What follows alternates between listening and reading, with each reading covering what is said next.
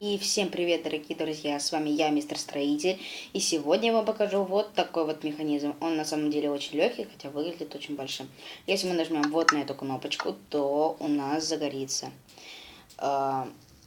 блок красного камня. Если мы нажмем вот на эту кнопочку, то все это исчезнет. Так, сейчас вам покажу, как же его построить.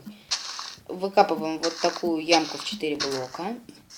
И вот здесь вот, и вот здесь вот делаем еще одну такую ямку.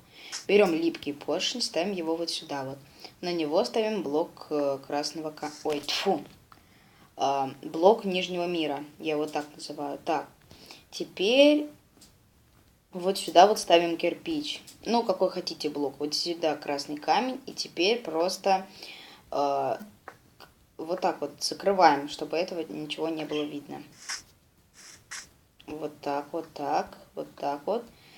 И вот так. Дальше мы берем раздатчик и ставим его вот сюда. Ой, я еще забыл про одну очень важную вещь, про зажигалку. Ставим, ложим его вот сюда, и все, наш механизм готов. Мы ставим вот сюда железную кнопку, вот сюда тоже, сюда обычную кнопку. Так, и нам здесь больше ничего не надо, это все мы можем закрыть. Вот так. Вот так вот это все закрываем. Ну, или если хотите, вот так вот можете сделать. Так, и теперь ставим вот эту железную решеточку. Но она, в принципе, не обязательно. Это типа декорации. Нажимаем вот сюда. Наш раздатчик дает нам огонь. А сюда нажимаем, огонь исчезает.